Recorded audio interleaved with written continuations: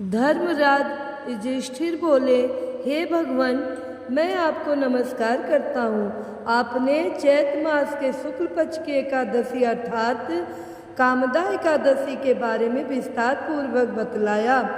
अब आप कृपा करके वैशाख कृष्ण एकादशी का क्या नाम है तथा उसकी विधि एवं महत्व क्या है। भगवान श्री कृष्ण ने कहा, हे राजेश्वर, वैशाख मास के कृष्ण पक्ष की एकादशी को बरुथनी एकादशी के नाम से जाना जाता है।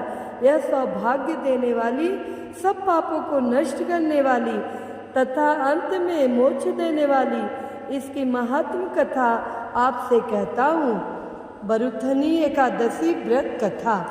प्राचीन काल में नर्मदा नदी के तट पर मानधाता नामक राजा राज करते थे।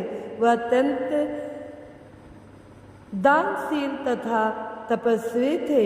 एक दिन जब वह जंगल में तपस्या कर रहे थे, तभी न जाने कहाँ से एक जंगली भालू आया और राजा का पैर चबाने लगा।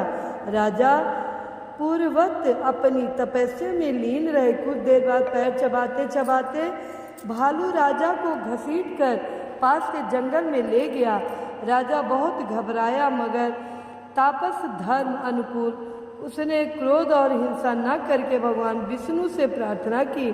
करुण भाव से भगवान विष्णु को पुकारा। उसकी पुकार सुनकर भगवान श्री हरि विष्णु प्रकट हुए और उन्होंने चक्र से भालू को मार डाला।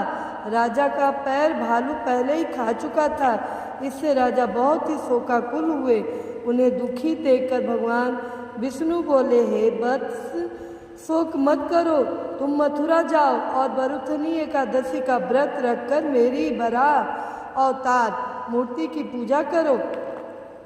उसके प्रभाव से पुनः सुदृढ़ अंगों वाले हो जाओगे।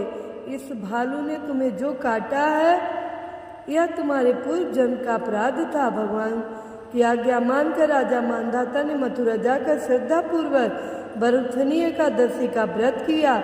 इसके प्रभाव से राजा शीघ्र पुनः सुंदर और संपूर्ण अंगों वाला हो गया। इसी एकादशी प्रभाव से राजा मानधाता स्वर्ग गए थे। जो भी व्यक्ति भय से पीड़ित हैं, उसे बरुथनी एकादशी का व्रत रखकर भगवान विष्णु का स्मरण करना चाहिए। इस व्रत को करने से समस्त पापों का नाश होकर मोक्ष मिलता है।